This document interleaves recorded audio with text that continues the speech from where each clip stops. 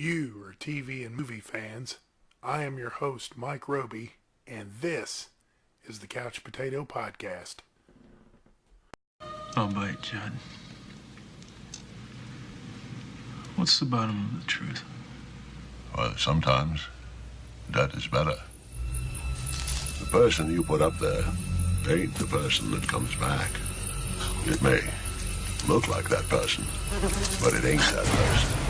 Because whatever lives in the ground beyond the pet cemetery ain't human at all.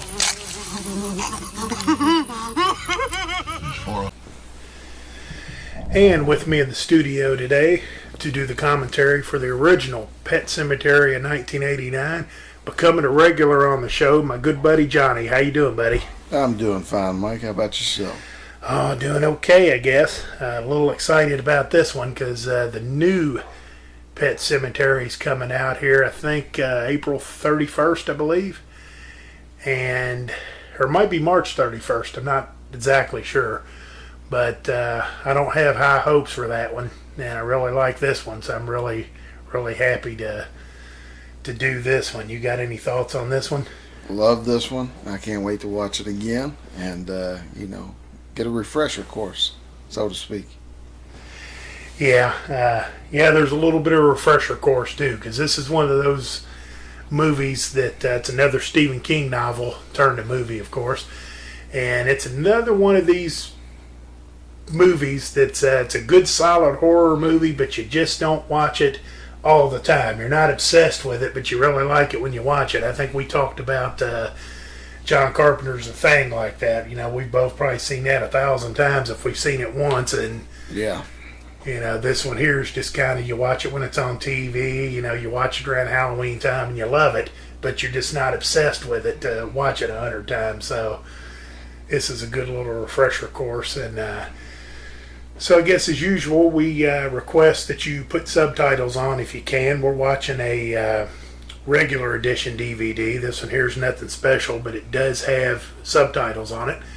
And turn your sound either off or down low and listen to our commentary. This is just like sometimes special features. I have commentaries.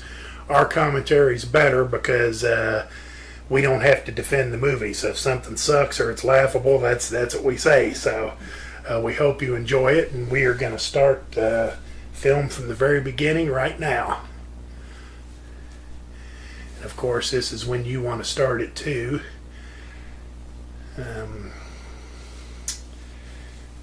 we've started it, and now it is going at 2 seconds. So we recommend you follow it at the same time that we are. We're on 12 seconds now. And it's another Paramount one. Yeah. Knocking the Paramounts out. Yeah. Paramount ought to give us a few dollars for doing their... I guess if people subscribe to this podcast and like the stuff and make comments, maybe we'll get to the point where we're making a fortune, and maybe they will pay us. Yeah. But of course, Fred Gwynn, a.k.a. Herman Munster. And this Denise Crosby, she was in... what was it, Star Trek, The New Generation? Yeah. I think that was what it was. And there's some recognizable faces in here. Sometimes you don't recognize the names, but you'll recognize the faces when you see them. And I guess right off, I guess when you were a kid, I guess everybody's had pets and had pets die. It's the first time I've ever seen a skunk run through there. I didn't know that about the skunk. Did you ever have a pet die and you actually buried it? Yeah. Maybe not like this, but... Yeah, that was kind of the deal. It's like whenever the pets died, we buried them. Like, it was a thing. You buried your pet. Yeah. Like Judd. I keep wanting to call him Herman, but Judd, like Judd says, you kind of bury your own. Yeah. Yeah, I think we buried a cat one time when I was a kid. Buried it in the backyard. I think that's what's typical, is you bury it in your backyard. Yeah, the backyard. And I had a dog probably 10 to 15 years ago, my Dalmatian. He died, and I buried him in the backyard. So even as an older guy, I still kind of... I guess that's the infatuation with pets, is he was a good dog, and I felt that he deserved a good burial. Yeah, the only thing that sucks about burying an animal is that when you move, they're kind of still at the old house, Yeah, although that property's kind of, that I had my dog at, I guess it's kind of turned into a rental, sort of, because I still own it technically. So I guess I could go and exhume the body, but Yeah. I don't know. I like the opening of this movie. It shows the cemetery. You can hear the kids talking. Yeah. And you can hear I don't know if it's supposed to be kids or spirits, but you can hear them kind of, kind of like in Children of the Corn. Yeah, you can still hear it.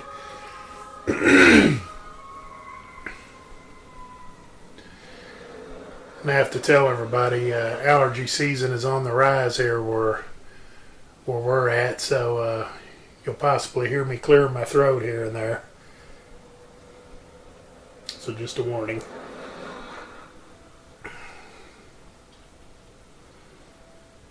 And so that was a look at one of the semi trucks that's gonna fly up and down the road. And you would think, wouldn't you think the community would get together, tell their local councilman or whatever, and they'll get with this company and say, look, slow it down through there, speed limits, Yeah. Whatever. You would think.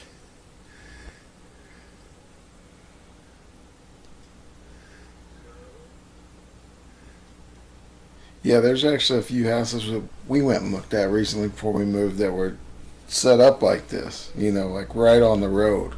And we passed on it because our daughter's 2. And, Yeah. We've got pets too, so houses like this, they're just not meant. Ooh, look at there, look at there, look at there. Yeah, I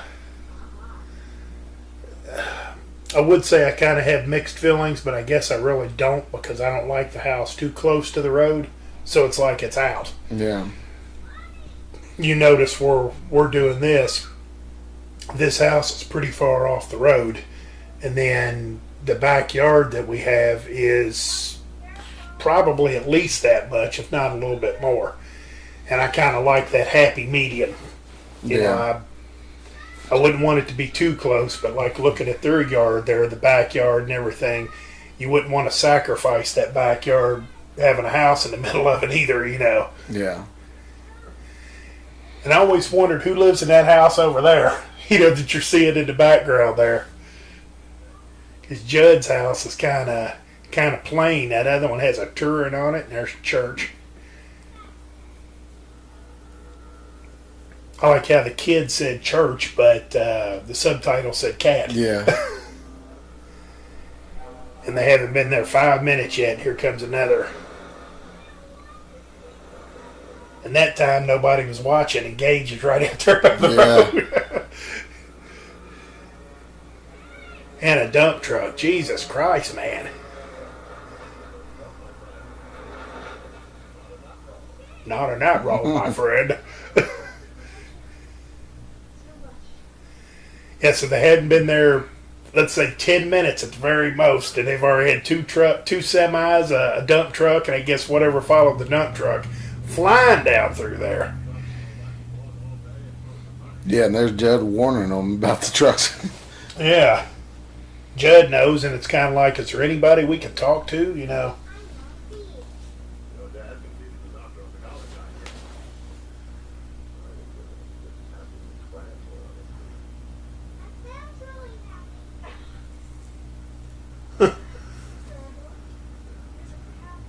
Oh, wait a minute. Is that Judd's house right there?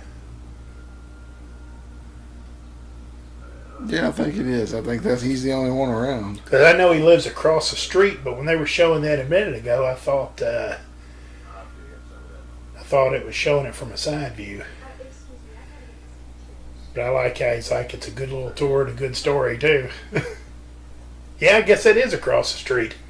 Yeah, I didn't realize Judd had a 2-car, well, that might be a 3-car detached garage and the house with the turret. It's nice.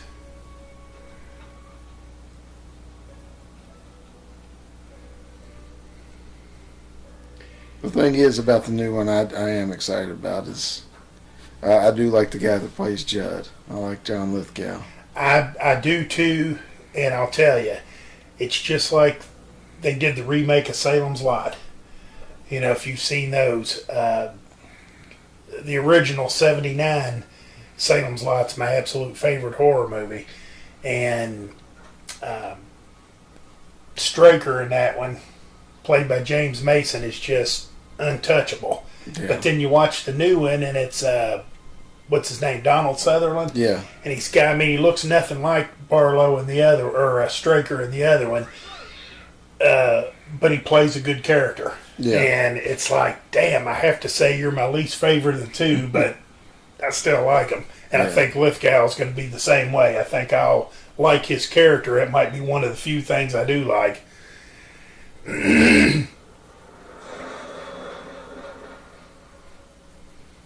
Because from what I could see in the preview, Lithgow has more of a frightening demeanor to him from what little I could see, where Fred Gwynn here kind of has more of a friendly neighbor. You know, he's playing the friendly neighbor that...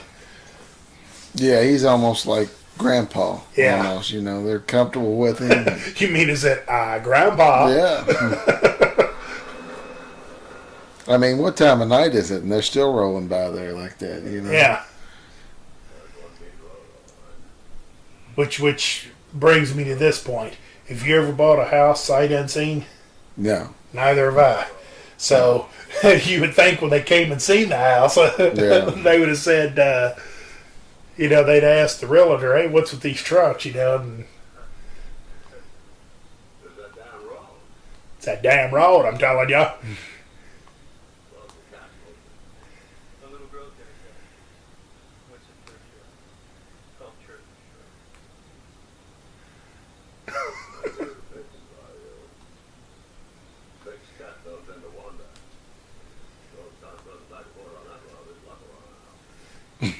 I love how he says road. Better be careful crossing that road.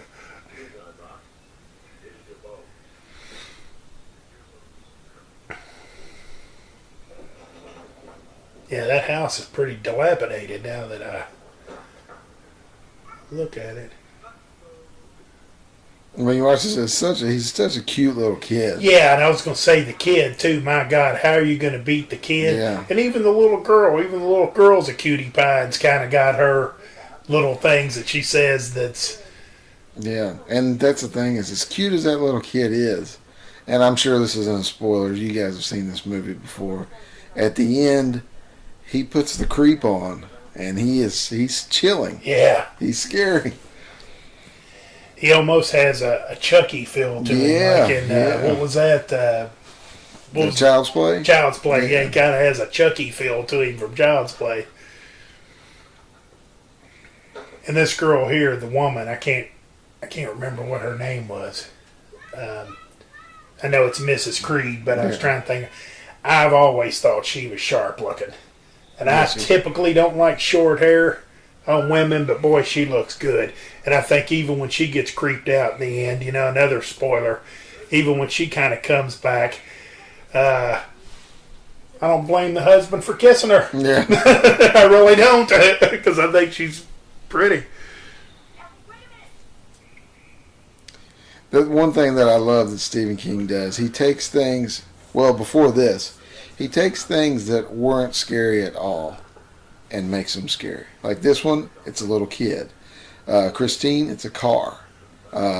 It was a clown. Most people weren't scared before, you know, he made these movies. He takes things that people have no fear in and makes them frightening. And although he hated the movie Children of the Corn, children. Another one. Typically, children aren't, like this. Children's aren't. That kid's so cute in the back of that. The children, a perfect example. And another one, Cujo. Most people love dogs. Most people love dogs. Me and my friend Debbie, that was doing Children of the Corn, we did a podcast on Children of the Corn. She had said that she can't go to Nebraska now because of that. And I said, well, I can't go to Gatlinburg or listen to the Gatlin Brothers because of it. Well, I mean, Indiana is loaded with corn too, so. Yeah.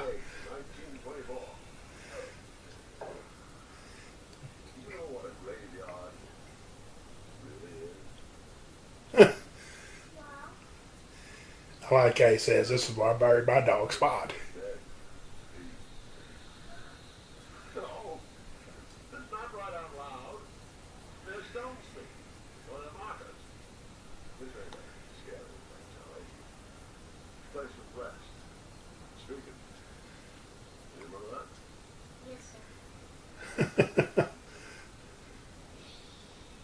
And the good thing about Stephen King's movies, and I'm sure his books as well, you can pick any movie, like Cujo, the scene where they're trapped in the car, the scene at the end with Gage, where the sewer scene. There's so many scenes that you remember. They stick out from his movies. They kind of haunt you, for the rest of your life. Well, even in Salem's Lot, when I talk to people about that, they always talk about the kid at the window. The window scene, yeah. I always talk about the guy in the chair that's rocking, and and he's looking, then he looks up at you, and you see the eyes. Yeah. And not to get too far off of this, one more. Very into Salem's Lot, when they're crawling through that little cellar, or that little wine cellar or whatever, the one guy looked a lot like my uncle at the time.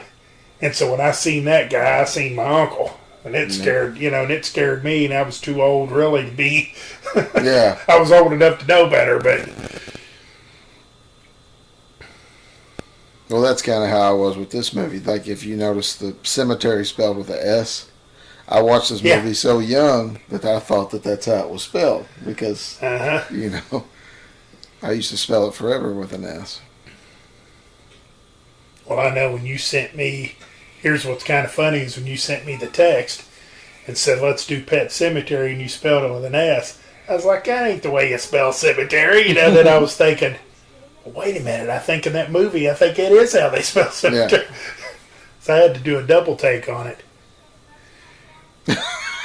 Oh, I love it. Plain talk, simply understood. Yeah. Get his nuts cut. Missy's the one that told her, and I could see it too. Yeah. Go and get his nuts cut off, huh? Oh, yeah, well, that'll make him feel better.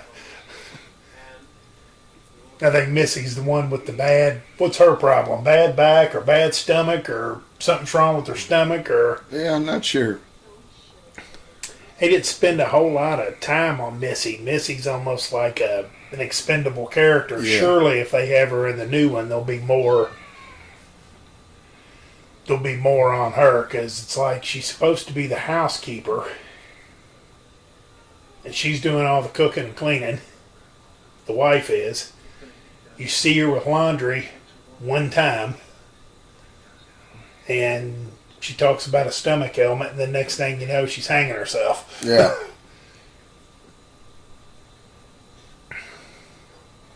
Gage is obviously left-handed. He's taking 2 shots at the cat and food, and both of them was with his left hand.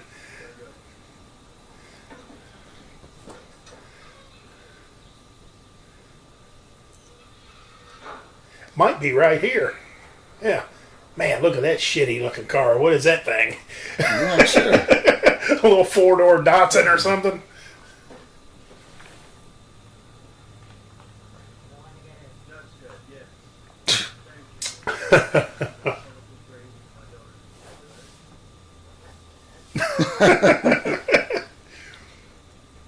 I kind of like Missy. I wish they would have buried her or something, and her came back, because she kind of looks a little creepy going into it. Yeah.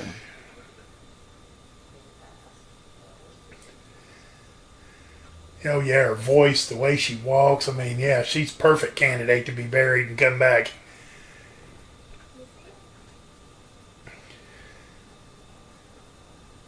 Yeah, when just thinking about like the movies we were spouting off earlier, to think that dude has made so many books, movies, whatever. Like, how do you come up with all that? Like, I mean, it's amazing. Mm-hmm. I mean, just home run after. I mean, I know he's laid some stinkers too, but so many home runs. Yeah. And a lot of these movies have changed people's life. Like, people are actually scared of dogs now because of Cujo, and clowns because of It. Well, I was scared of vampires after watching Yeah, mine wasn't so much the vampires after seeing Salem's Lot, but it was windows. Like, I would look at a window and just be like, there's something out there. Oh, yeah. If somebody said, Mike, go to sleep, and, the window's wide open now, you can forget that. No, sir. Yeah. Yeah. And I never knew about closing the door either, because I felt like if I leave the door open, there's some light outside. If I close the door, then maybe it won't see me when it comes in there. Yeah. See, I was too young back then to understand that with vampires, they have to be invited in. Yeah. So knowing what I know now, I sleep with my door shut, because in order for the vampire to get me, I got to let him in. So...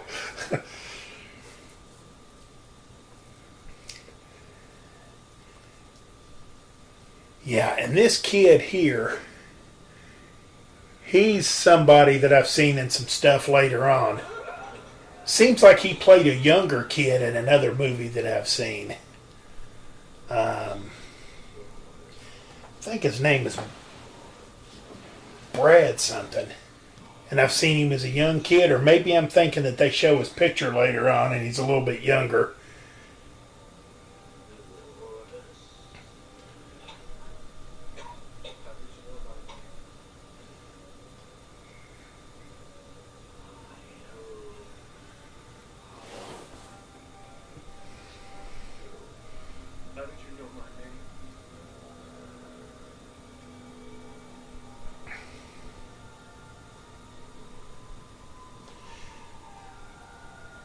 So that kid got hit on the road? Yeah. Or was it an accident? Like, fell off his bike or something? It's kind of funny. I don't know what happened there. Yeah, you'd figure if it was a road, he'd be more mangled. Oh, yeah. And that was just his brain. Well, if one of them friggin' trucks had hit him, there wouldn't have been nothing left of him. Yeah. That's kind of what surprised me about Gage, because he's tiny. Yeah. And the truck does hit him. Yeah. And I know it sounds morbid, but he would have been splattered. Oh, no. He would have been non-recognizable. Yeah.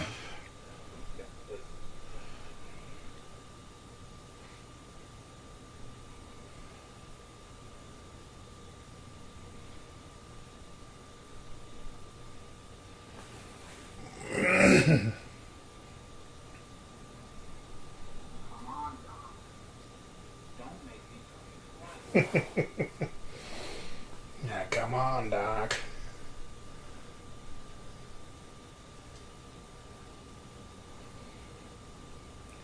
Yeah, and I guess his job now is he's kind of explaining to Dr. Creed here what the story is, I guess, a little bit of it. Yeah. He gives him the dark side of it, and I guess Judd kind of gives him the realistic, human side of it, I guess. Not humane, but...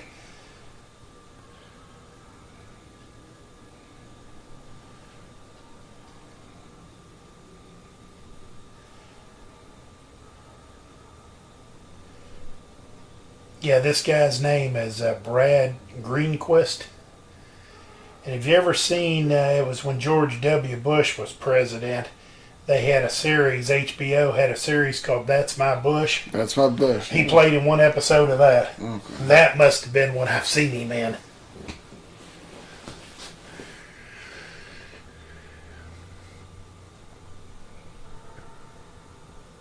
I like how his hoodie and everything has still got blood, blood on it, and Yeah, he's got a hoodie, shorts, and flip-flops. yeah. So he's got a And what's the doc wearing there? A set of scrubs? Yeah. So he doesn't know whether it's cold or hot. Well, I guess that's supposed to be his pajamas. Oh yeah, because the bottom part, he don't have no shoes on. Yeah. The bottom part is, it looked like a set of scrubs. You ever wore pajamas as an adult? No, but I do have some like lounge pants or whatever they're called. Huh. But I don't ever wear them. Like they're given as gifts. Yeah, I think I might have had a pair of Superman pajamas or something when I was a little kid. And outside of that, I never wore pajamas. I prefer now to actually wear like Yeah, shorts. you don't have to tell us that. Basketball shorts, gym shorts. That's usually my pajamas. Hmm.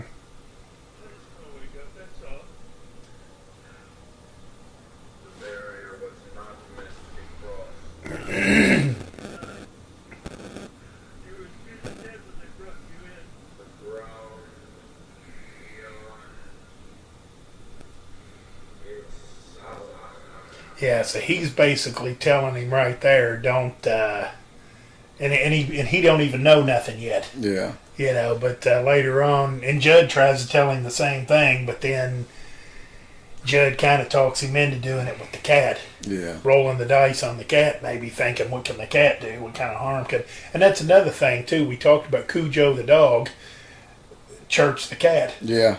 Anytime I see a solid gray cat like that, he's Church. Yeah. You know, if I came over to your house and you had a cat like that, I'd say, come here, Church, how you doing? And that would be what I'd call him. Yeah. So he's been walking around. That's another Stephen King movie. You said you bring up Cat's Eye. Oh, yeah. That's, I mean, the end with that gremlin thing that came through the wall. I remember as a kid that scared the piss out of me. Now, how about that one, Sleepwalkers? Is that him or is that... Yeah, Sleepwalkers. That's Sleepwalkers. another That's another Cats, one that kind of revolves around cats. Yeah, and that I think... Cats are the good guy in that one there. Cats are the hero, yeah. Yeah, boy, that Sleepwalkers, that's a good one, too. Yeah. It's another one of them movies you don't watch it a million times, but you watch it and you like it. I mean, if we had time to... If you actually pulled up a list of this guy's books and movies, I guarantee you it's around 100. Yeah, and there's more good ones than there are bad ones. Yeah.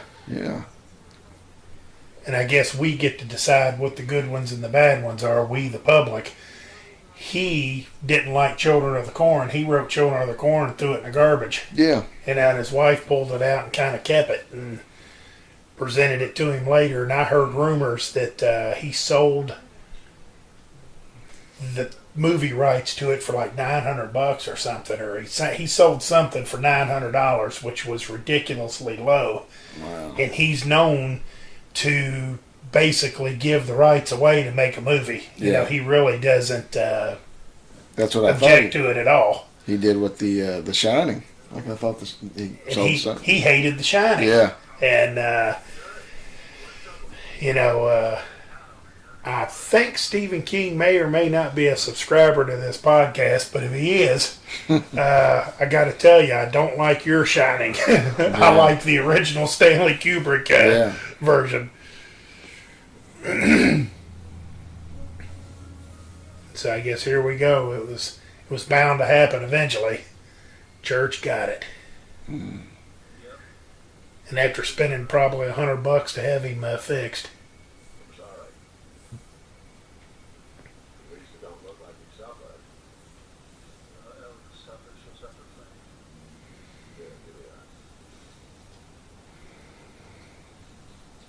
Ooh. Oh yeah, you can hear it kind of frozen to the ground.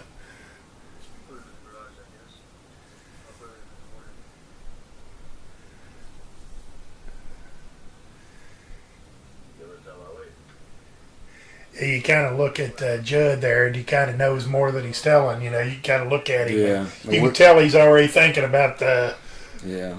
The wheels are turning. Yeah. The pet cemetery's not going to work in this case. Maybe there's a better way.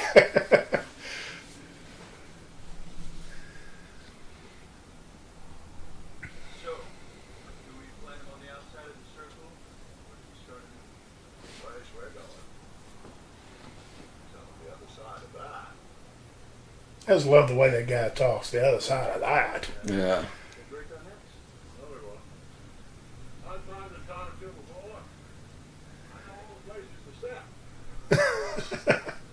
And it doesn't change over years. Now, Yeah.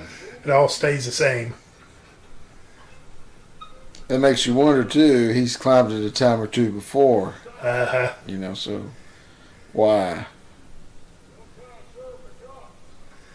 Now that's probably good advice when he tells him don't stop and don't look down. Yeah. That's probably.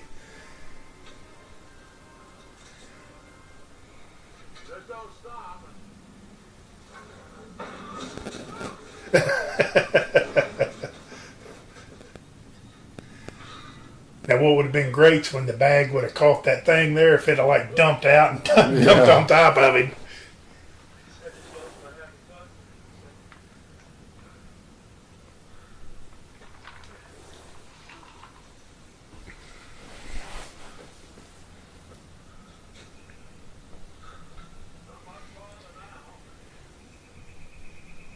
And even when you're saying, about being scared of cats and different, dogs and stuff like that, even in The Shining, your father, Yeah. you know, One recent one that came out, The Mist.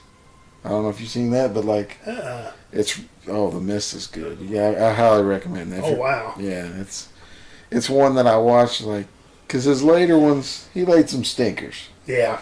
but The Mist I was like, yeah, bored. At the end of the movie I was blown away. Like, wow, this is good. And It almost seems like when he wasn't the William Shakespeare of our time, he was doing great stuff, and then once he kind of become, very accomplished, very popular, very loved, it seemed like maybe it wasn't quite as good, some of the stuff. Because I'll give it a chance. We went to the movie theater a while back and watched that Clint Eastwood movie, The Mule. The Mule. And basically, we didn't know anything about it. We just went up there. It's 10:30, and it's like, what movies are still, available right now? And The Mule was one of them, and there was a couple of more. We looked them up, and it said Clint Eastwood was in it, and we kind of was like, oh, Clint Eastwood, well, we'll go see that one because it can't be bad.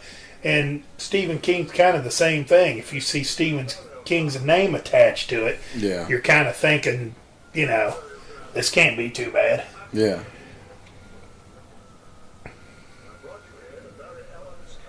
Yeah, The Mist is kind of like, it's like all these other movies. It's like Jaws makes you afraid of the water. The Mist, you watch it and it'll make you afraid of fog or mist Yeah. but I highly recommend that movie. Huh, is that a newer one? It's probably 2006 or 7, Oh. but it was a home run. Yeah, I never heard that one. Good, great cast. A lot of the actors from The Walking Dead are in it. A lot of them. Oh, wow. The ones that are already, Andrea and Yeah, I guess before they were Walking Dead. Because the guy that did the first 2 seasons of Walking Dead, Frank Darabont, he's the one that directed The Mist. Ah. Yeah. Boy, nice view. Yeah, that's Rather what I was have a just house thinking. up there instead of a Yeah. ancient burial ground.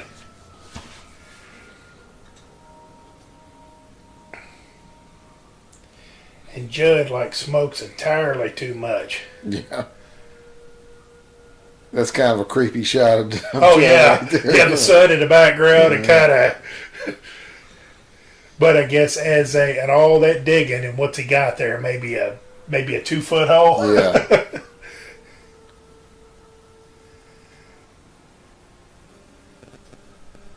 That one thing about Judd smoking so much, he's got that thing down where he takes a matchstick and just kind of flicks it with his fingernail and ignites it.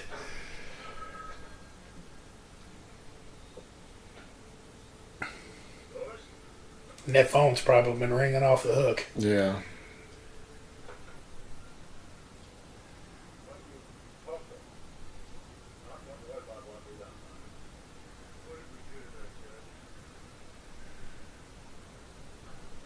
All right, now he's getting ready to tell him Yeah.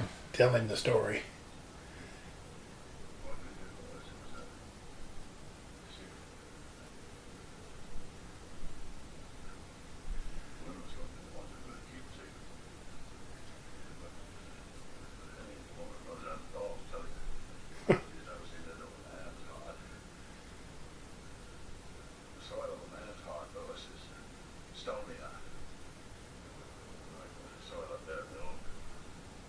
That's what that. Yeah, now Lori he's just told him, he's making the connection. Uh-oh. I was warned about this.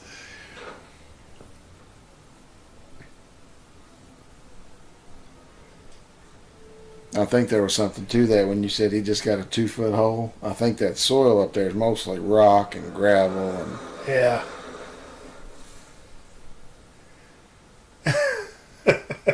And I like that look on his face too as another semi flies by going 70 miles an hour.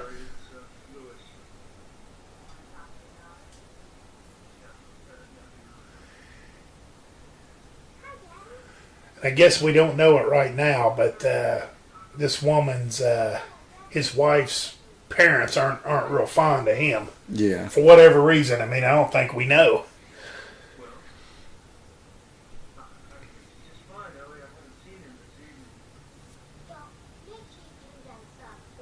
And the guy there playing the father, I don't know his name, but he's played in a lot of stuff. If I'm not mistaken, he might have played the father in Crocodile Dundee. I think he was the girl's dad that owned the publishing company or whatever, or the newspaper or whatever it was. Oh yeah, that kid.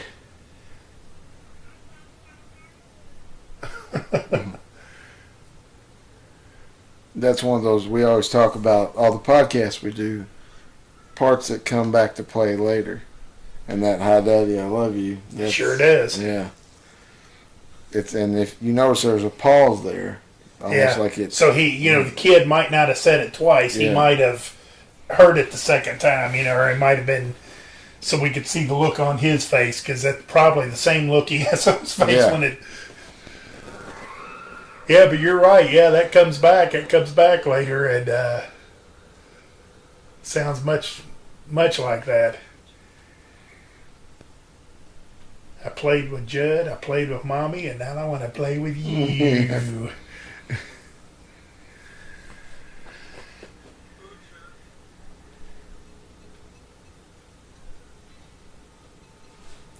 See, there he looks normal, Yeah.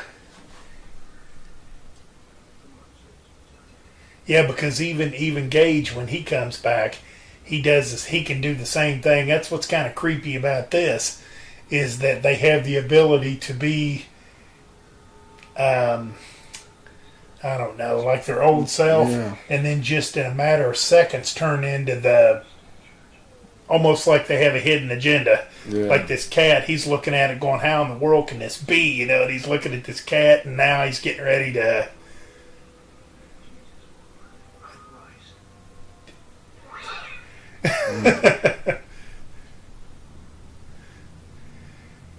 Could you imagine, though, that if that was you and you buried the cat, you knew it was dead? I mean, that he's Jesus Christ, boy. That's about what I'd be thinking. Yeah.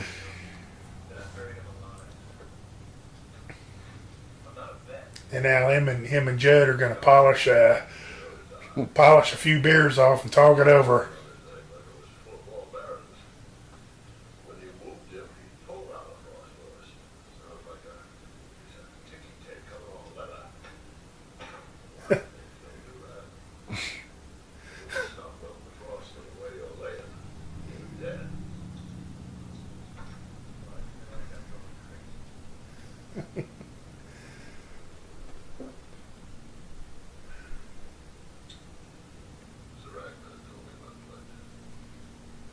The rag man. Yeah.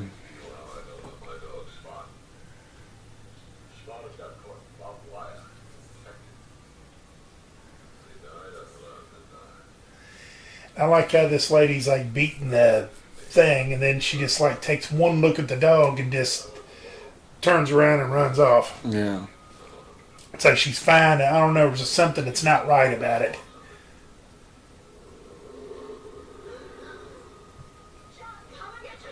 No. This wasn't the one I was thinking. That's a good young Judd, too. Yeah. I think the one I'm thinking is when he tells the story about the guy dying in Korean War or whatever, And I think his mom's out there beating on the stuff, and then like she just turns around, and a split second later she's gone, and it's like there's no time to process nothing. It don't look right to me.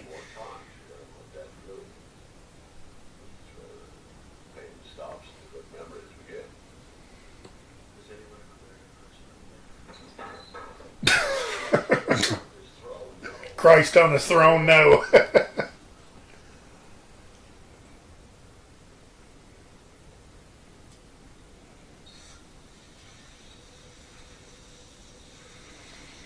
I don't really know what this part here was about either. Doors are shut.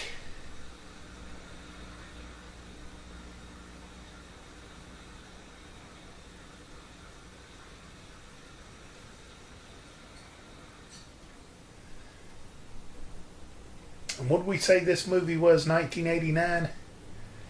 Yeah. Yeah. I think so. Because I was kind of thinking the guy's got kind of nice 80s hair, but not really. He's almost into the 90s on his style.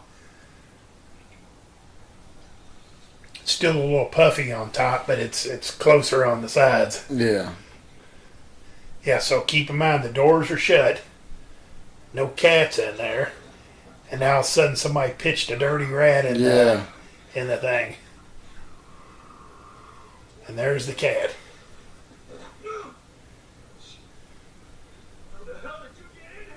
That's my question. That's what I'm trying to figure out.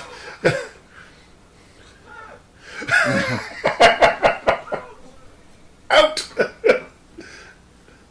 Take the rat with you.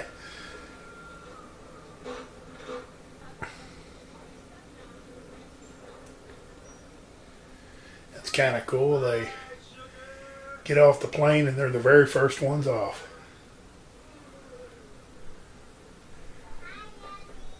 It was a small plane. And you get the luxury of getting to leave the hangar and go outside and be right there on the runway. And Yeah.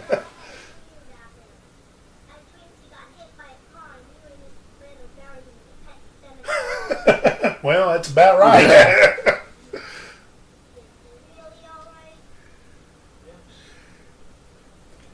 I love it. I had a dream that you and Mr. Crandall buried him in a pet cemetery.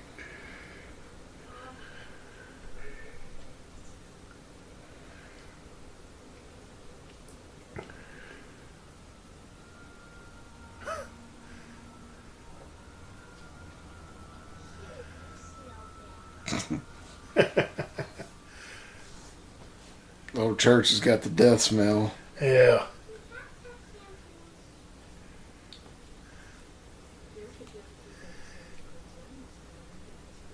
And that's a really nice house. It looks real nice on the inside of it.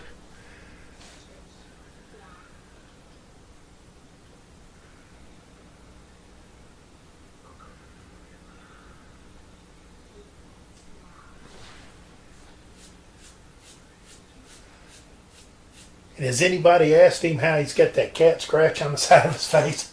Mm-hmm. If I come home looking like that, the wife would, want to know what's going on. What's that say? I'm sure I have cancer. I cannot bear the pain or something. Sorry. Yeah.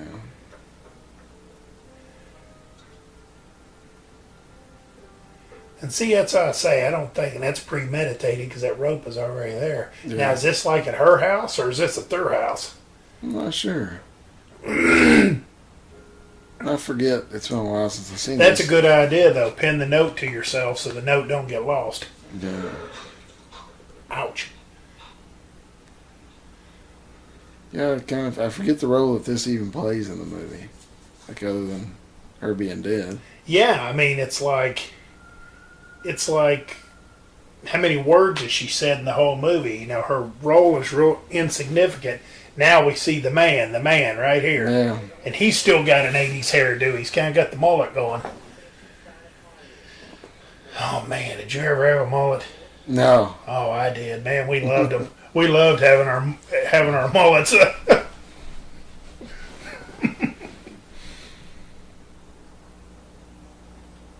had an uncle that had one of them real hairy backs and hairy chest, and two cousins, and they would like get the shears out like on Saturday morning, and they'd like trim our mullets up for us, and then they'd trim his back and chest hair.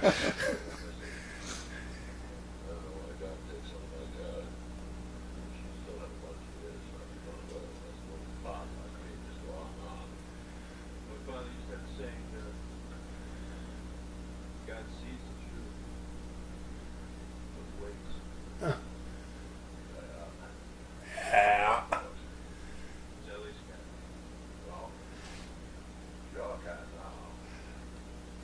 I love that. Yeah. That's one I forgot about that. I love it when he's like, "It's Ellie's cat." And he's like, "No, it's your cat now, Lewis," and kind of gives him that look and walks off. Yeah. It's beautiful.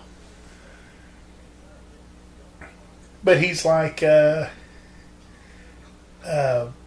why does God take somebody like Missy and leave an old fart like me?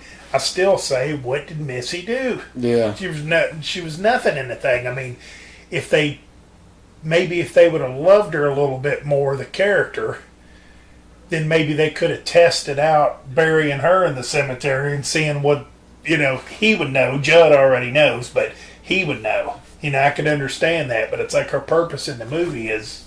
Yeah.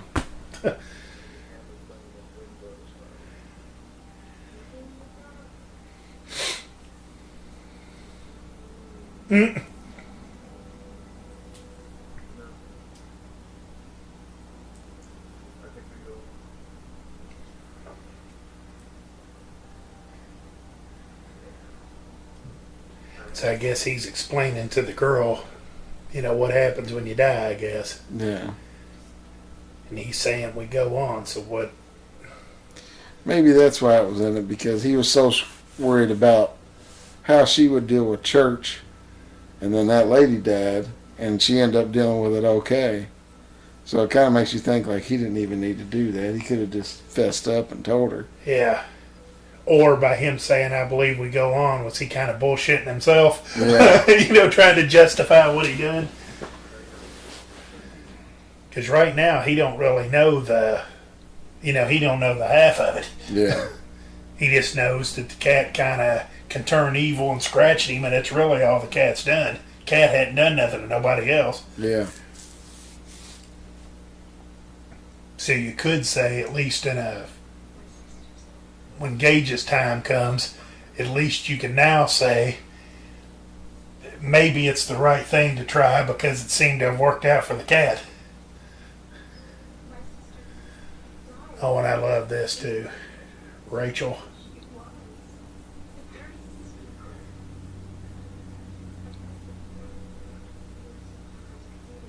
Her name is Zelda. Yeah. The wife's name's Rachel, because anytime I know anybody named Rachel, I kind of do her thing. I go, Rachel.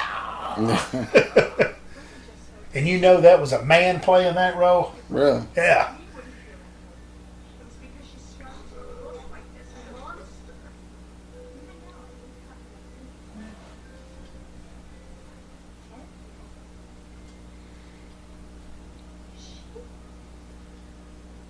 It's weird they said she had spinal meningitis. I never knew it did anything like that. Yeah, there it is.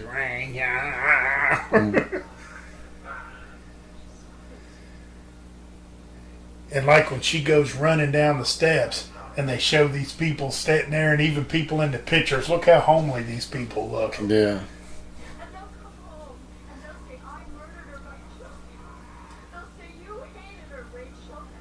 And that was true.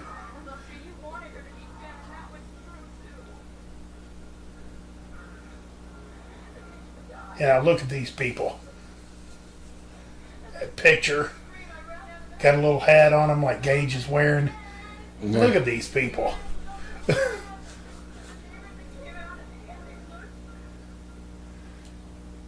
They kind of look like trailer park kids, and the family's supposed to be kind of wealthy.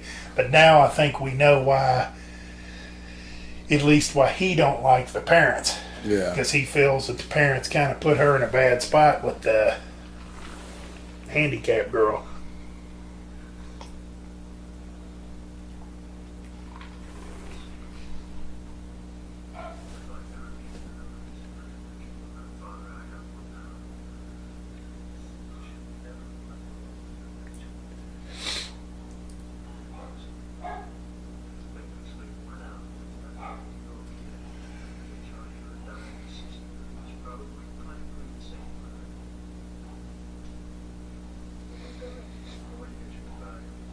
Going to get her a Valium to go to sleep, just knock you out.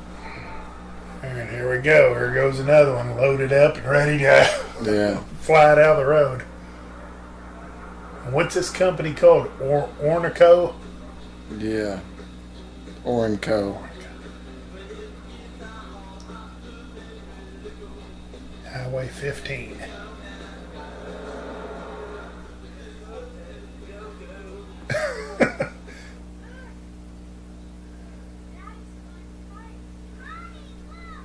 They've got a nice setup there. Oh yeah, look at that back here in the very back of it. Yeah.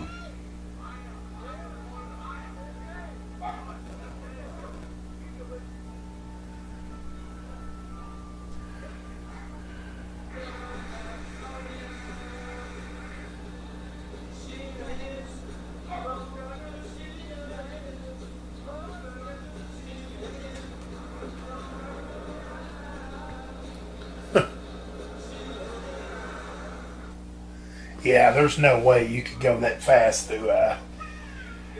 Yeah. It's a little bit of a rural area, but it's still residential, and you'd have to slow down to at least 45, and he's going a lot faster than that. Oh yeah.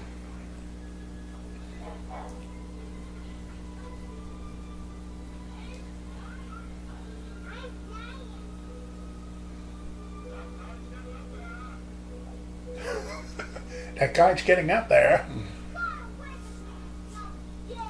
That numb shit.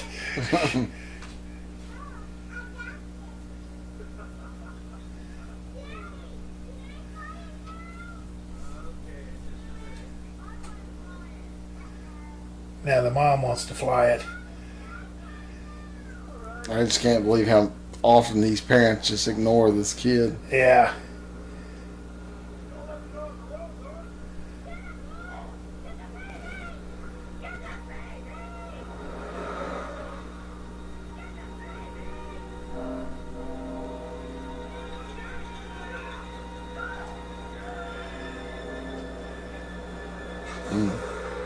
Oh.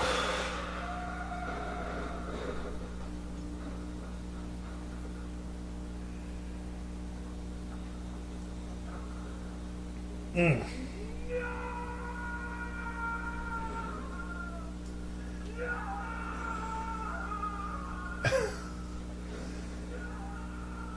Oh yeah, I love that picture of him in the little sailor suit.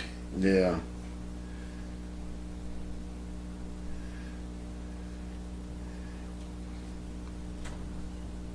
Yeah, they already know the score. They know they're right on that road, but yet they still, for a second time, ignored the kid. Yeah.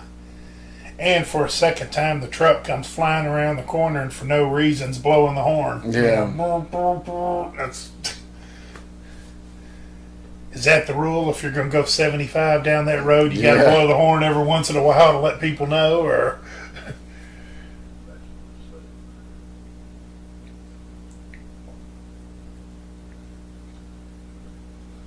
Yeah, here it is.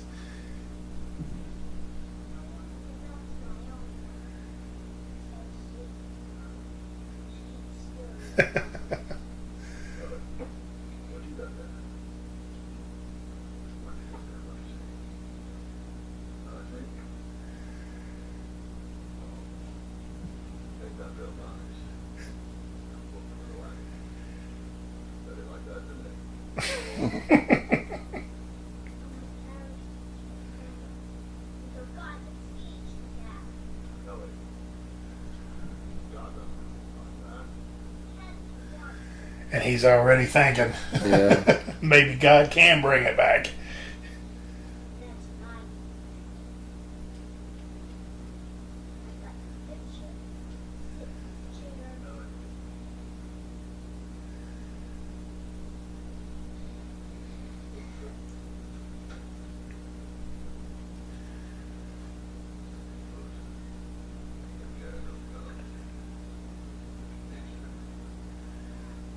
Man, that guy's such a good actor. Yeah.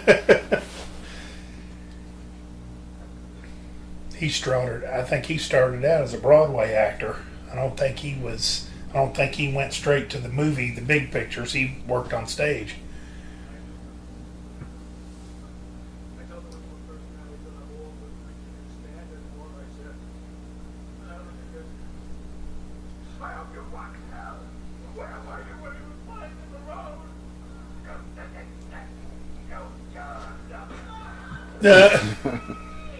He's got a point. Yeah, and we still don't know why they really. He said, "I told her from the very beginning." Well, they get a little flash of Gage in his little suit there, and the dad just snaps.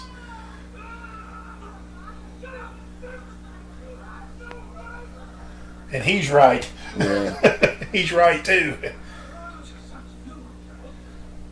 And Tony Orlando here's got a point too. Yeah.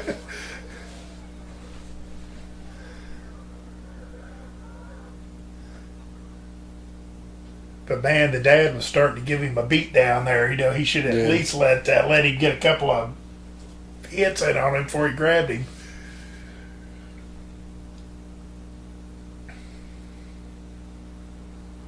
I mean, you have a daughter, don't you? Uh-huh. It's a daughter, okay. Yeah. What would be the downside of your daughter saying, you know, here's this nice guy, nice looking guy, and oh, by the way, he's a doctor. I think I'm in love with him. I'm going to marry him. I mean, what's the downside to that? Yeah. It never really said why I guess he took the daughter away, or I don't know. Yeah, I mean, they just never really say.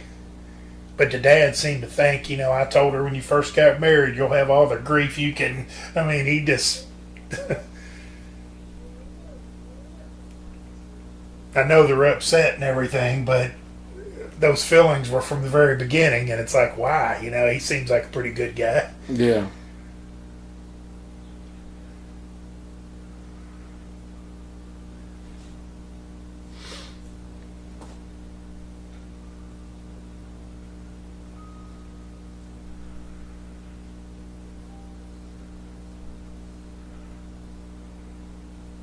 The old church is still lingering around too. Oh man, look at Mrs. Creed.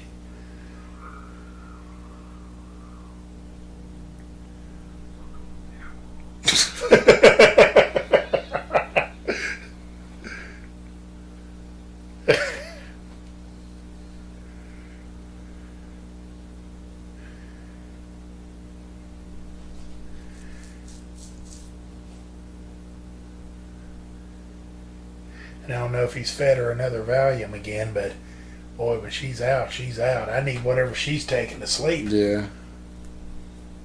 Well, Valium will do that to you.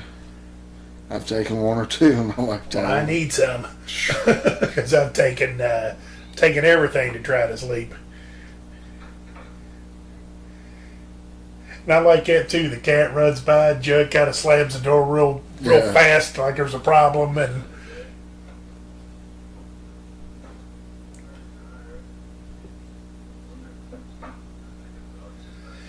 he said, I buried my son today. Well, he actually, as far as his clothes and everything, he looks pretty good for a guy that just got his ass kicked in the in the church earlier. I mean, shirts all looks good. And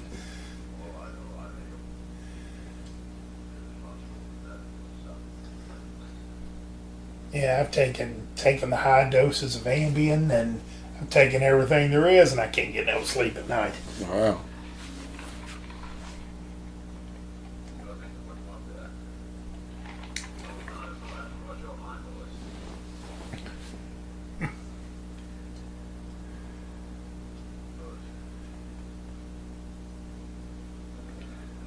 Judge's right about that. The thought has crossed his mind. Yeah. And what's he got there? A can of Franco-American, SpaghettiOs or something? SpaghettiOs, That's the first I think. time I ever noticed that. Oh, I guess they were feeding it to Gage maybe, because it's got a little kid spoon in it.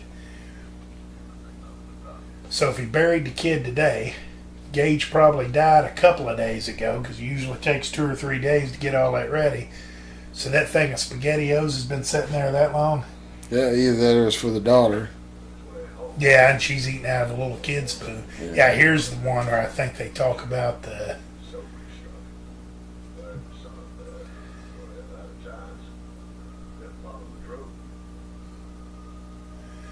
Yeah, he's Judd's giving him the downside to burying a human up there, I guess.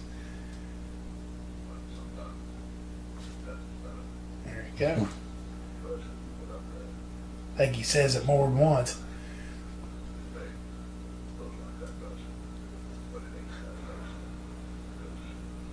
Now, what's he got there? A foot or an arm or something? Yeah.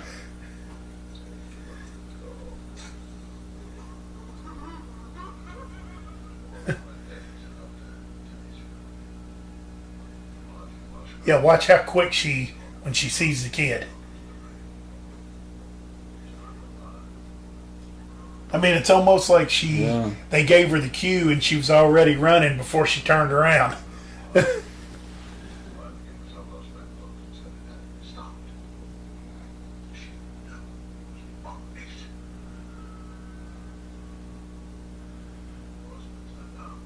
Some of us men folks.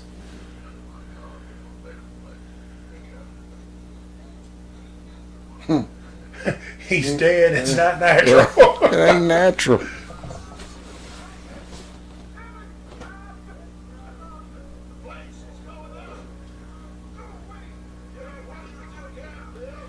Get out while you still can, Bill.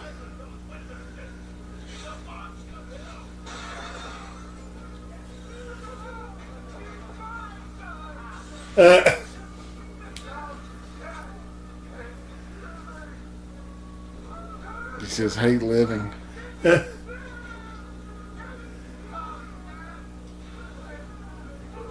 I guess, is that supposed to be the kid saying that? Yeah. Love dad and hate living?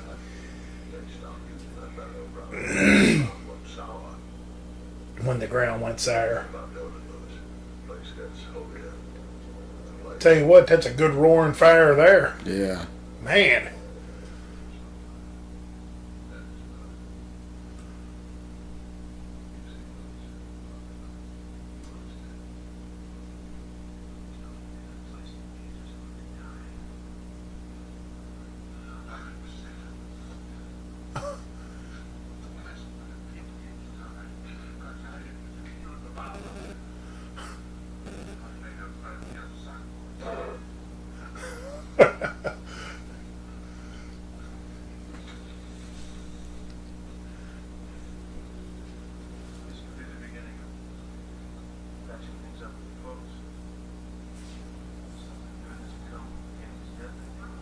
Yes, apparently it's been going on forever because it's like this would be the patching up part of it.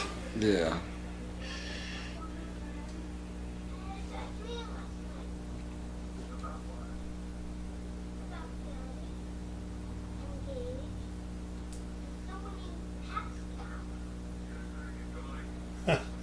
Pascal's the guy with the brain. Yeah. Yeah.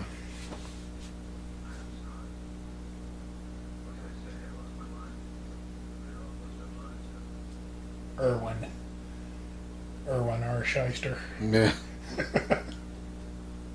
You can see he's kind of going nuts. He's going mad. Yeah. He's getting comfortable with it. Yeah, he's turning into Jack Torrance on The Shining. He's starting to kind of adapt to it. Yeah. And the little girl here seems to kind of know everything. I mean, we find out later that Pascal kind of talks to her. Yeah.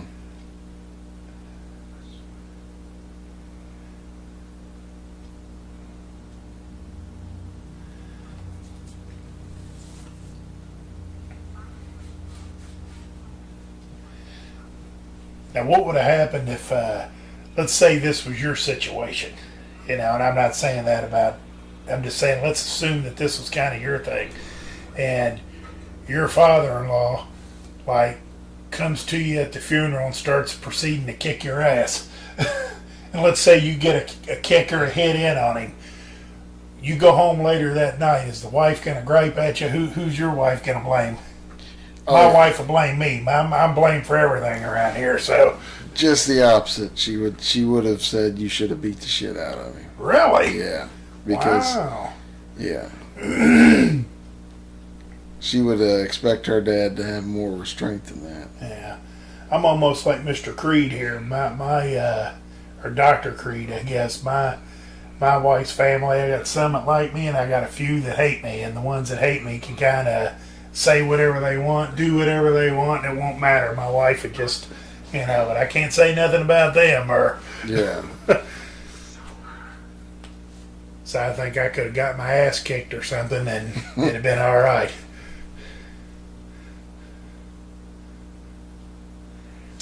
Well, my wife knows. She knows I would have took the high road. I would have not fought back. I just would have been, hey, you need to get out of here or whatever. But she would have went off on her dad, I think.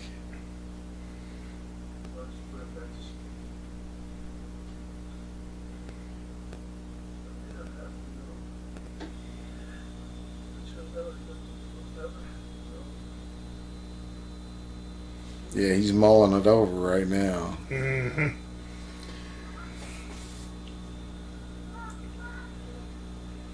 And I can't remember if he goes to Judd's for a couple of Budweisers first or not, but that's probably not a good.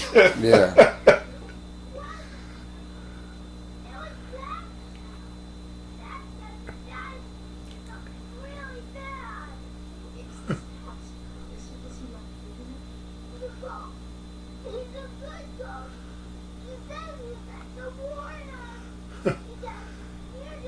He says Daddy and Mr. Crandall are going to bury Gage in the pet cemetery. Yeah.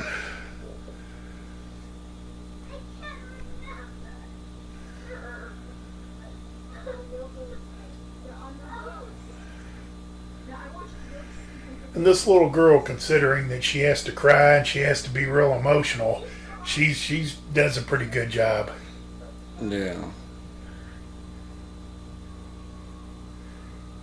I mean, I always wondered about kid actors, how they pull it off, because most kids, they don't know their ass from a hole in the ground. Right. And they're, all over the place at that age. Right. So to take instructions, like you're supposed to be emotional here, and I want you to say this and then, that's pretty impressive.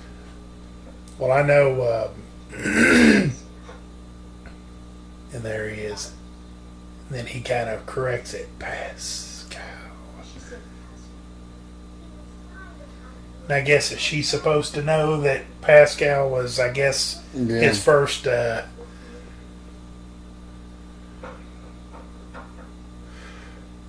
know I watched a documentary here recently on the 80s group, the Jets. And the one girl said that when she was singing their big song, You've Got It All, over him, and I guess it's about a guy kind of helping her get over this other guy that broke up with her. The girl said she was only 12 years old, 12 or 13. She looked a lot older than that, and she said, there's that hat again, she said that they told her, and a great cat, they told her to think about a puppy. Think about a puppy, and I guess maybe it was the puppy dying, or your never noticed that he's got a Spam can, and that's what he's got using as his to prop his paper. Yeah. But basically, it was think about the dead puppy, or think about how much you love the puppy, and then that will give you the emotion to get you through the song, so you can sing the song with some heart. Yeah. So, and I've heard some people talk about how they'll think of stuff. They'll think of the death of somebody. If it's something where they have to cry, they'll do that. Yeah.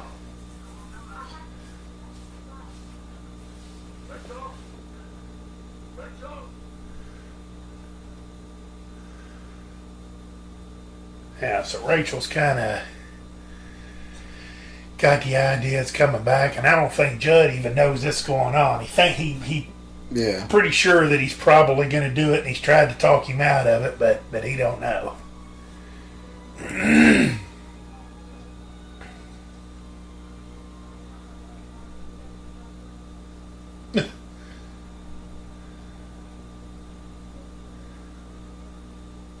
Yeah, the normal thing, the cop riding through. It's like, where were you at when these semis were going 100 miles an hour down the road, you bastard? Yeah. You should have been hiding behind a tree or something, clocking these guys.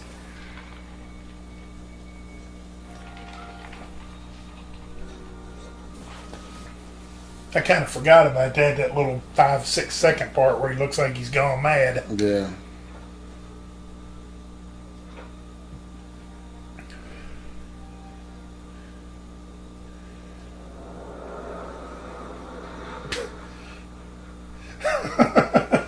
And he's got a look on his face like, you know what, I'm about tired of this shit. Yeah. I'm sick of seeing these trucks pass by. And I just don't understand why everybody's not in an outrage. You know, these trucks. A couple of days go by, or a day goes by, I guess, or I don't know how many days have went by since the burial of the kid.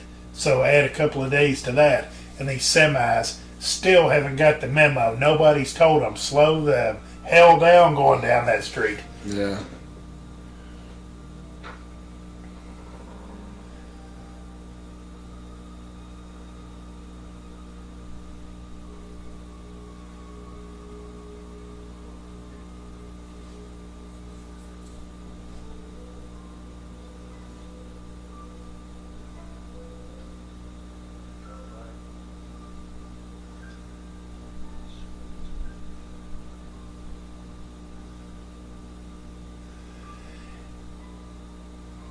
They might have picked the right actor for this too, because his look, like you said, he was kind of starting to embrace it when he was there at the airport. Yeah. He's kind of got that real stoic look on his face now.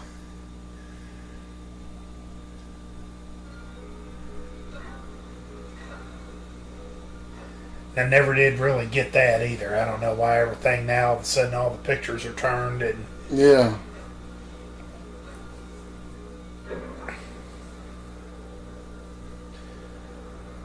But I keep saying that about that kid because they show Gage in one of them little top hats later. Yeah. And I really probably have known it before, but I just kind of noticed that there's a little gray cat in there. It's almost like church.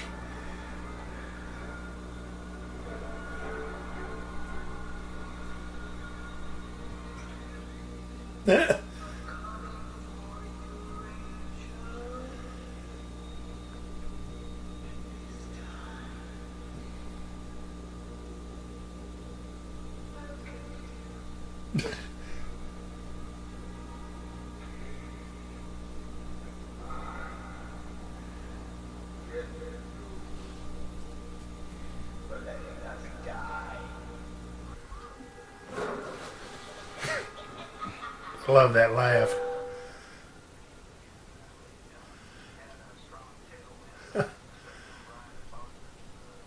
And what's this lady doing? Crocheting or reading a book or Yes. something?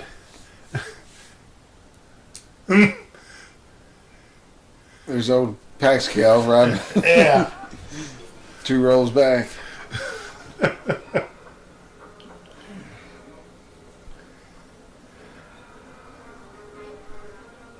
So she's just got a bad feeling, I guess, and she's trying to get there Yeah. in time. Yeah, I guess Pascal kind of got to her too, and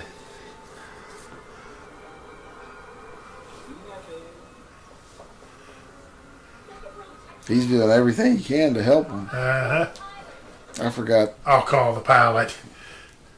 how big a role he plays in this movie.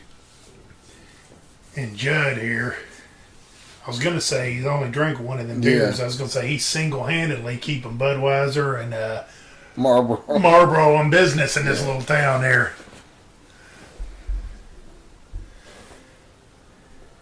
And I've seen that little trick before where you've seen like the fog going past the camera. Yeah. Being a photographer, you know, I don't smoke, but I've seen people take pictures, and there's some people that just say smoke like freight trains. They'll go on vacation and they'll take pictures and they'll have a cigarette in their hand, and you'll see that smoke in the picture. And I've seen a couple of them where it turned out to be a good addition. And then I read that sometimes they used to do that back in the movies.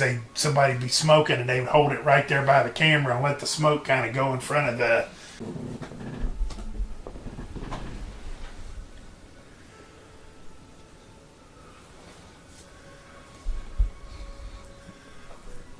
I guess he's taking Gage on up, man. Yep. Don't look down, Gage. Don't do it. And that blue light. I never noticed that before, but it's almost like it's warning not to go any further. Yeah. I think there's a tree that falls here. It's like tries to stop him. Yeah. Yeah, it's Yeah. kind of like everything is. Yeah, it's like don't do it, man. Yeah, and that blue light almost looked like it came like after he was past it, maybe. Yeah.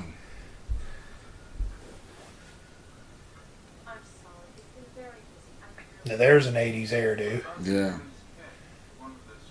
Not a bad looking woman, though.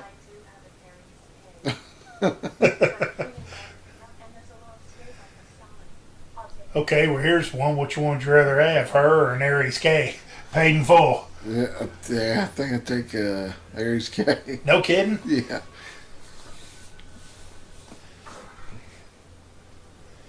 How about it? Oh, Mrs. Creed or the hostess? No, the hostess. Oh, yeah, Aries K. I think I'd go with. Really? Yeah. Well, I don't know. A paid off car is a paid off car. She seems a little spacey. Okay, how about this? How about the stewardess or the Aries K along with Zelda? Man. I think I'll go with Zelda. Really? The car and Zelda? Yeah. Woo!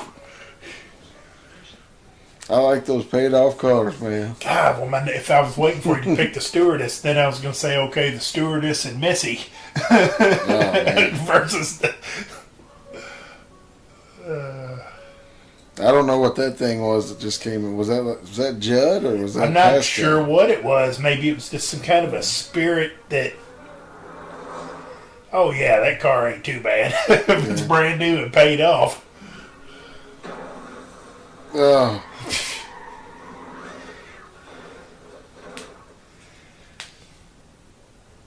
I can't believe it. There's like a cat's meow. Did she hit another cat? Yeah, it might have been church.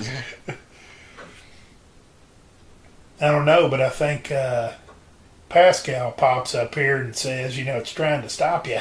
Yeah. Yeah. And so it's like everything's trying to keep Dr. Creed from doing the deed, and then this is trying, and I mean, I don't know what she's going to do. Yeah. Other than just kind of stop and try to stop him from doing anything. She's going to do the same thing he's doing, I think.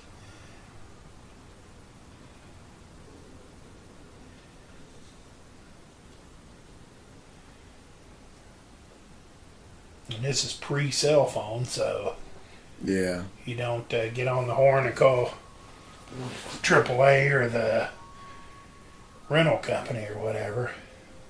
But boy, business must be booming at that rental place if the only thing she had was a Aries K that was scratched up and hadn't been cleaned yet. Yeah. Bald tires. Yeah. Oh, yeah. Blows a tire like that easy. Okay, well, there's church, so it wasn't church that she ran over. But I noticed that too. I heard a cat hissing or something. Yeah.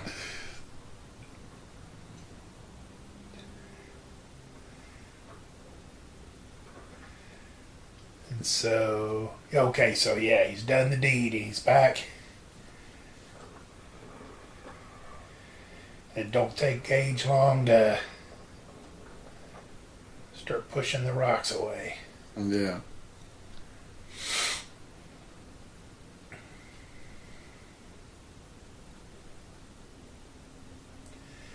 I never noticed that before. A lobster Yeah. place in this little, what is it, George's? It's a place called George. It appears to be open. And here's one of the rare occurrences that the truck was going slow enough to hop in, babe. Yeah. 666. Yeah. You see the number on there? I would definitely have a truck in my fleet with 666 on it. Yeah. Now that I think about it, the place that I worked for, we had vans and we had a T in front of ours, but I think there was a T666.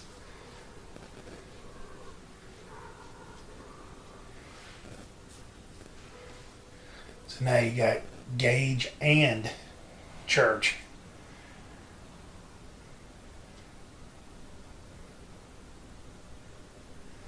And boy, that's kind of a cool scene right there. Yeah. Seeing Gage's shadow. That's actually brilliant.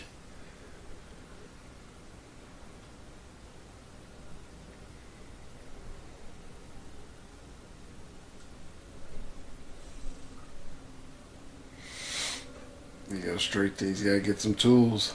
Yep.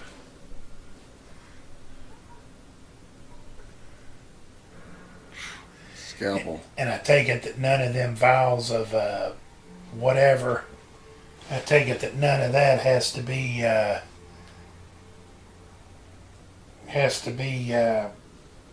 refrigerated. I guess what I was trying to say. And Judd there, a little long in the teeth. Yeah. Looks like.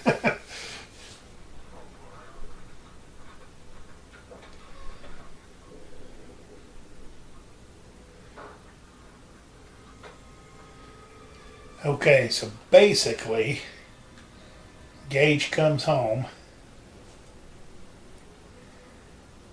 gets the scalpel out of his dad's closet, and leaves the house and goes across the street to Judd's. Yeah. Interesting.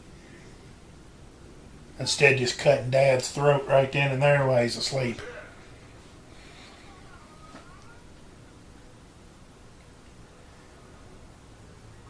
Why would they be showing you that? Yeah.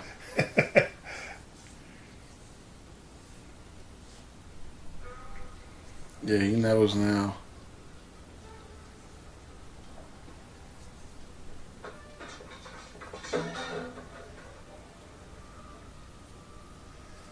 Maybe he went over there because, like he said, maybe I caused it.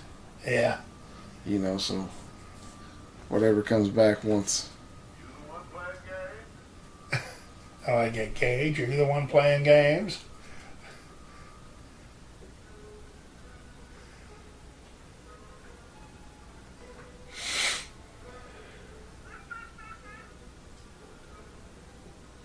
He had his hearing aid. Did you see Yeah. that? Yeah, and I don't know if he wore a hearing aid in real life, but that adds to the old man. Yeah.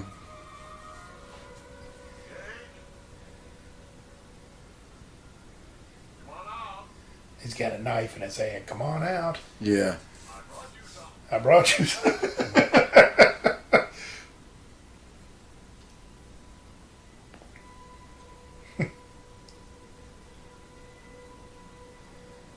I love it. I brought you something.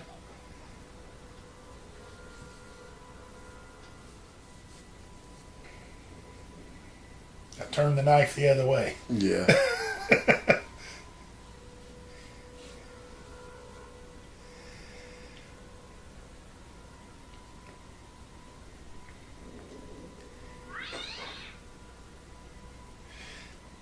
Ouch. Yeah. Yeah, this is. Oof. Ooh. Boy, oh boy. That hurts. Oh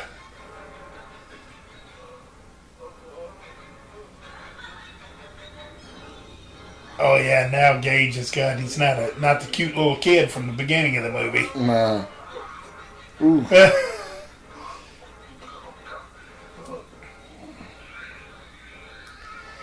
I want to say that they told that I've seen somewhere or read somewhere that there was a mannequin or something that they used or something to do some of this stuff. Yeah.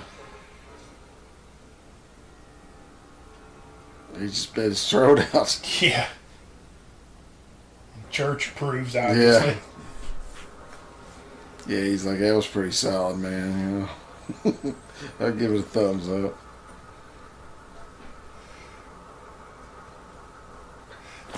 Well, here's an interesting little question.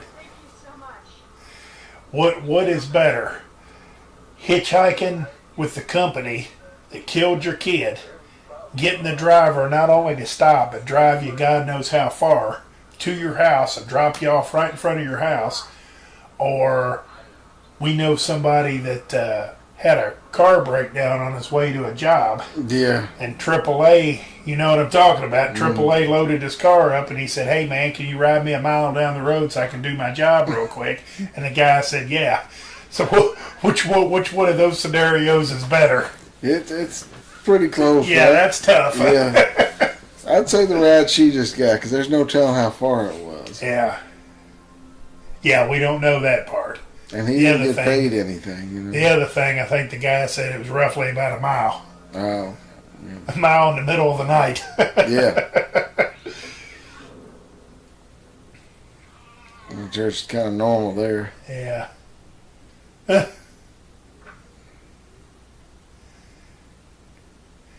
Yeah, and but getting back to that, the last person that I would hitch a ride with would be the company that killed my kid. Yeah.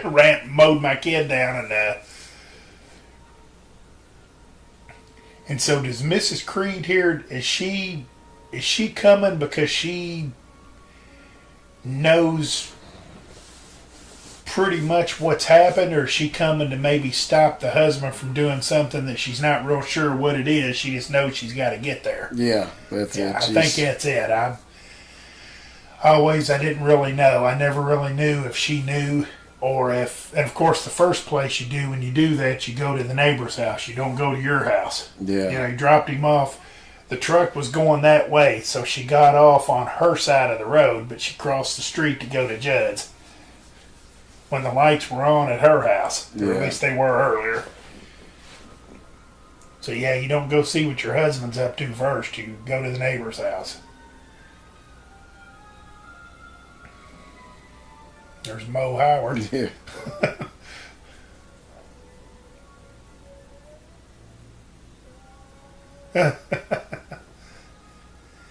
There's Zelda.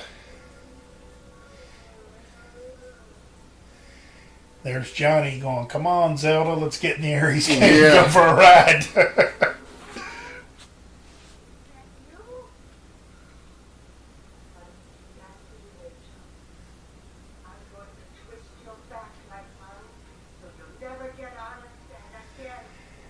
Never, never, never.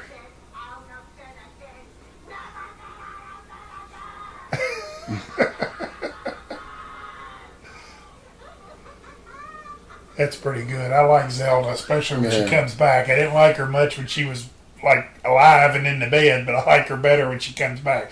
Now there's the hat. Now that hat's brown. I thought the other one was black.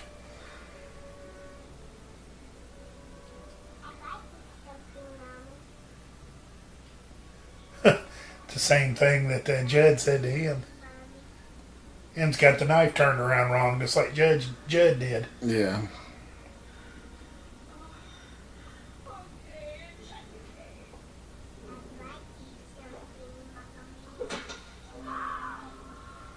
Oh.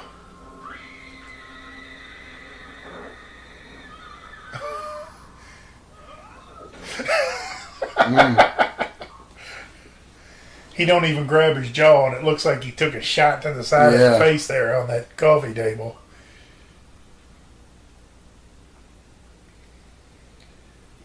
I guess there's enough mud to go around, you know, to mud a path through his house and Judd's.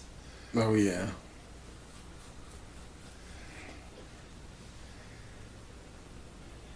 I still say the same thing. Why in the world didn't he do him in, you know, right then and there when he had the chance?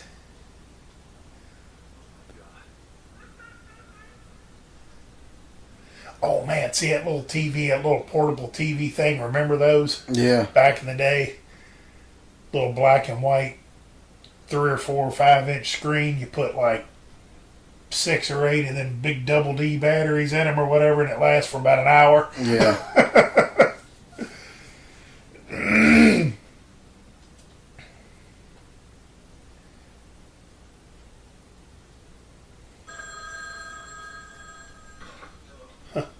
I figured Gage would have had the phone by then. Irwin.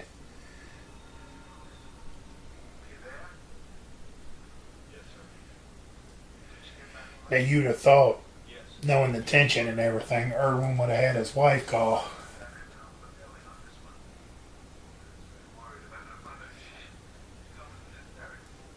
Oh, something else we missed, probably because we couldn't hear it. It probably didn't say it in the subtitles here, but remember when she was trying to get a hold of Lewis and he wasn't answering, and the mom says, "Well, you know how men are when they're alone. He probably went out for a chicken dinner or something." Yeah.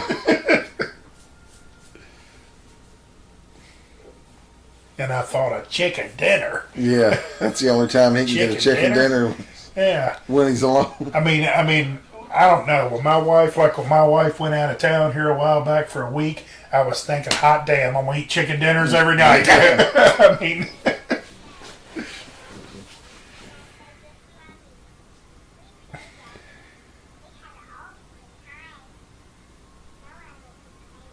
Yep, and now I want to play with you.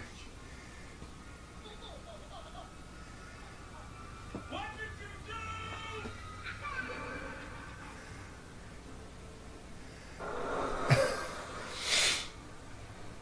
30 cc's of something. Yeah. Something that doesn't need refrigerating, obviously. He's got a steak for church. Ah.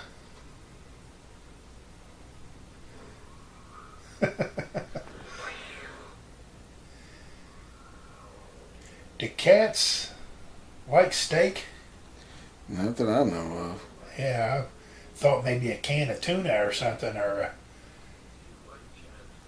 maybe when he went and got his chicken dinner, if he had a piece of chicken left over or something, Yeah. maybe. But maybe the thinking here is dead, which I don't know. They're not. These aren't. It's not a zombie. It's not eating flesh. But I was thinking maybe that's the deal. Maybe they're thinking that.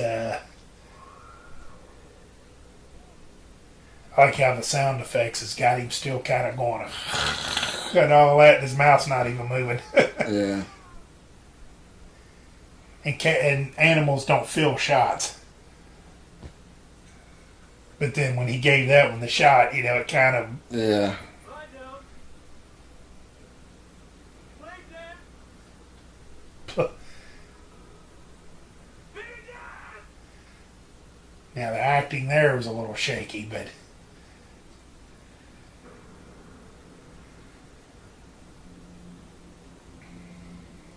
Lie down, play dead, be dead.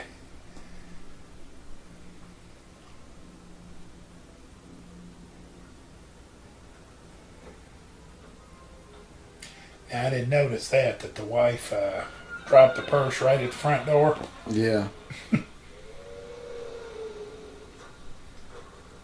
And I never noticed that either, that everything looks all crappy looking there. So it's got to be something that they're seeing, because it's obviously not like that.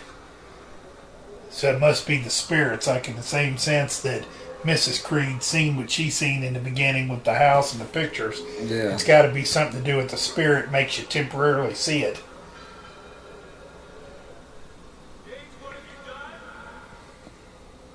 Gage didn't do all that. Yeah, and he's gone mad, so... Yeah. Yeah, it has to do something with either gone mad and you see things that you don't normally see, or the spirit's making you do it or something. Because now it's back to normal. Yeah. Scared you, didn't I? Huh.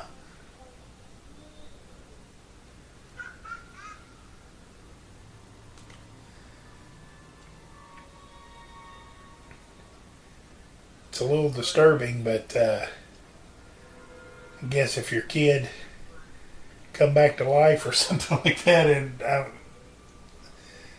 it's like you said, how do you think up all this stuff? Yeah. And the only thing I could say is maybe it's almost like the Beatles. They write their first couple of hits, and then after that, it just seems like they were writing stuff in their sleep. Maybe Stephen King was the same way. Once the creative juices got to flowing, it was like just pouring out of him.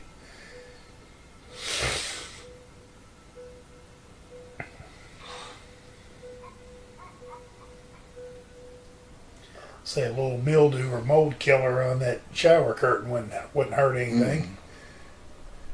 I know a lot of those writers too. They'll isolate themselves. They'll like rent a cabin or own a cabin and Yeah. just go out and just write until they're done. Yeah. Well, I can't remember. Somebody who was a musician had said something about he would go somewhere and just sit like at a mountaintop or something and just kind of sit there and just then it would just start coming to him. Yeah. It was somebody big too.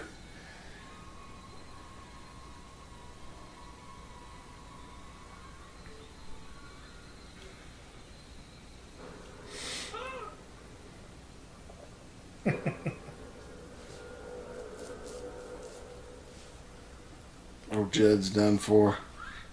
Yes, either Gage or Mrs. Creed, took the liberty to cover him up with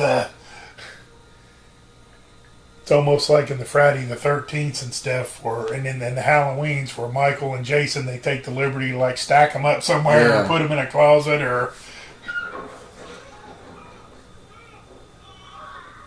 Yeah, now who's that? Missy? Yeah. Now, where'd Missy come from? Missy was in a basement somewhere. You're telling me this kid drug the... No, I think it's Mrs. Creed. Is it? Maybe, yeah.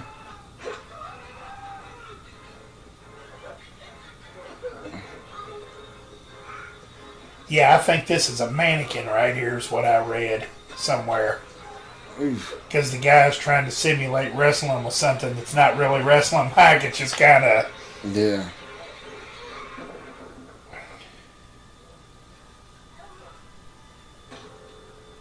Okay, here's the second time he's dropped that. Possibly the needles broke.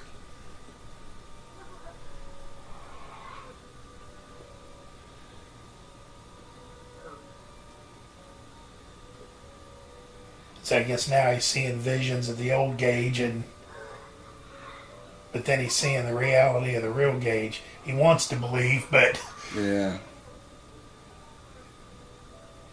And then that's kind of the old Gage. It's not because he don't really put up no fight there, or... Yeah.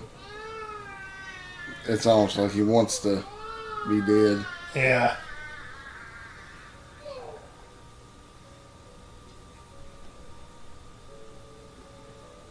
And I like this no fair. Yeah. Then you hear him drop. Yeah, it's boom. Ooh. As a little kid, that hurts. Yeah. Oh, yeah, that is the wife, because she's missing the one shoe that was at the bottom of the step. Sure didn't look like her when she was hanging there for a second. It looked like Missy. I'm like, where did Missy come from? Yeah, because Missy was buried. Not in the pet cemetery either. Okay, so now what's he going to do? Burn Judd's house? He's ready to burn everything down. I was going to say, how about notifying Judd's family that their grandpa or their father or whatever Yeah. been murdered? Or call the authorities or something before you go burning the guy's house down. Well, and there goes Gage.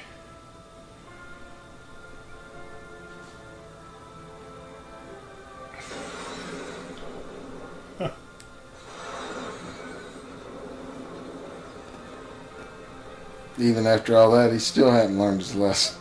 Yeah. Tell you what, they're good arsonists and arsonists in this movie. 'Cause, man, that's a good blaze too. Yeah. But don't make it worse. Don't. I've waited too long with Gage. I'd say, Pascal, you better get out of that road, man, because these semis go through here. Yeah. A while ago. He's There's some full special on. effects from the late 80s. Yeah. No! Please!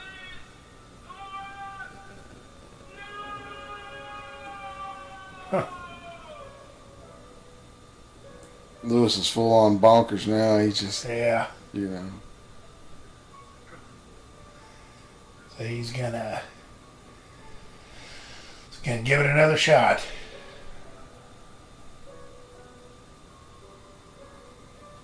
And here's what I'd like to know: whatever happened to the daughter? She's still with the folks, I guess. Grandparents. But we've seen part 2. Yeah. I've seen it once. I could stomach. I don't know if I stomached the whole thing or not, but wouldn't a better? Well, I don't know. I was gonna say, wouldn't a better way been to, start where you left off? The daughter and the grandparents, and Yeah. or maybe the daughter grows up and she's raising a family of her own or something, and inherits the house and keeps the whole thing going. But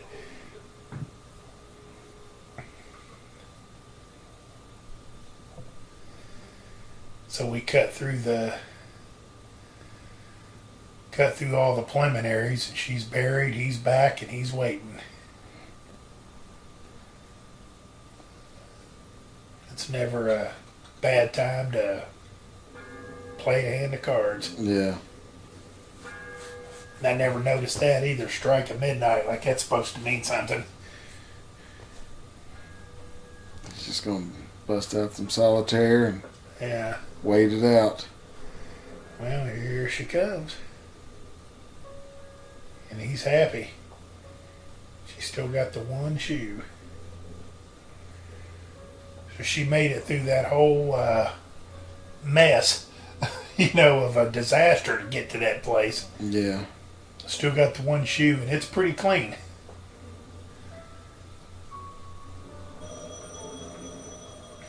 And now he gets the...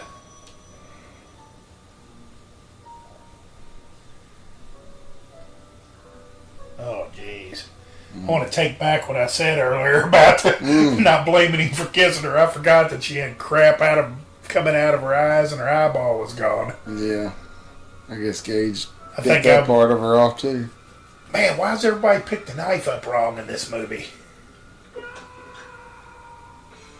That's That's it. Huh. He never learned his lesson, man. Yeah. Third time's charm. Yeah. And see, and here's another thing too. Okay, Dr. Creed's dead. Gage is dead. Judd's dead. The cat's dead.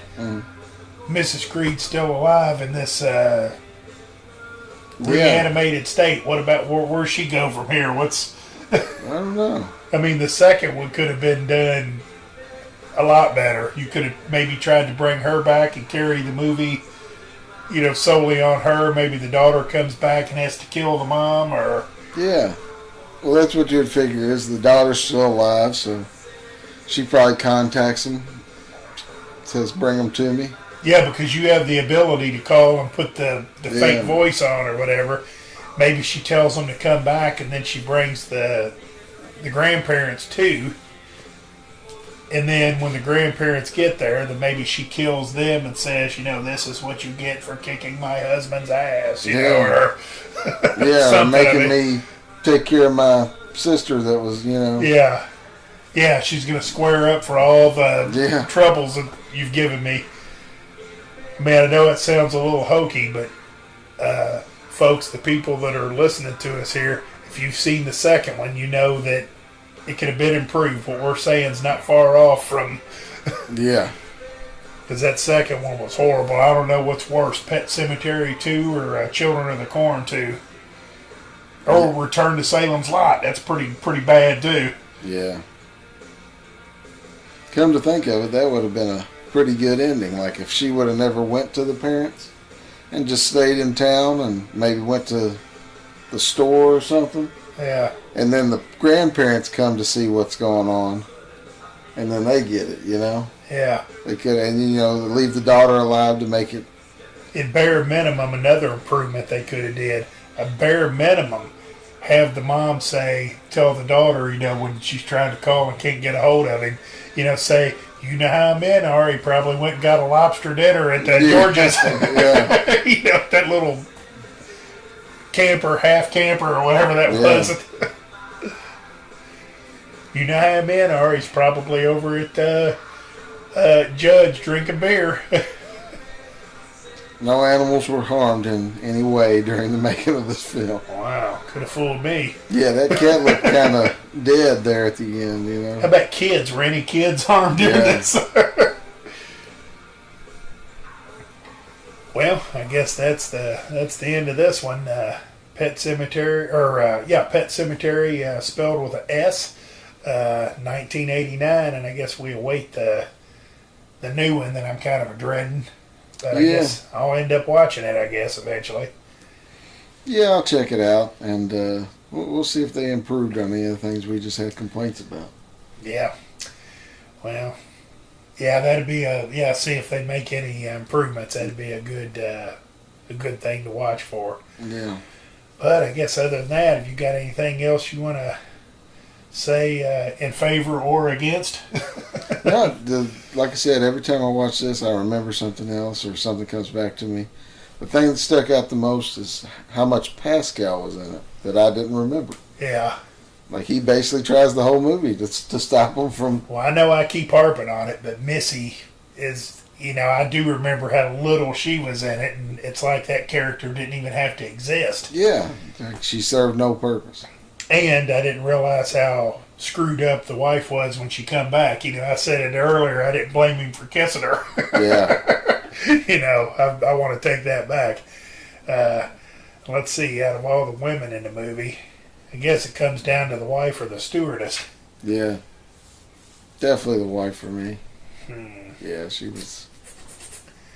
Well, if I pick the stewardess, I'd get the Aries K with the scratch. Yeah.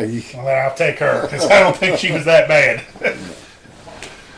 And I'd get a discount on rental cars and maybe an inside scoop on buying some of the high-mile retired vehicles. So, yeah, I'll go with her. Well, I guess this wraps up another podcast with Pet Cemetery. And, Johnny, I appreciate you coming out and taking time to do this one, because I know this isn't a blockbuster movie like some of the ones we've done, but I appreciate you coming nevertheless. Hey, no problem. I had fun, and I enjoyed it. Alrighty, well, until next time, we ask you to subscribe to our YouTube channel, the Couch Potato Podcast, and we now have a Facebook page called I keep wanting to say the podcast first, the Couch Potato Podcast, and hopefully that'll be an easier route for you to see the videos and go to it and listen to our commentaries. And you don't always have to listen to these while watching the movie. Sometimes I'll lay in bed at night and listen to commentaries of movies I've already seen, because I can almost play them in my head because I'm obsessed with some of this stuff. So please visit our channel, and please look us up on Facebook. And until next time, we appreciate you joining us.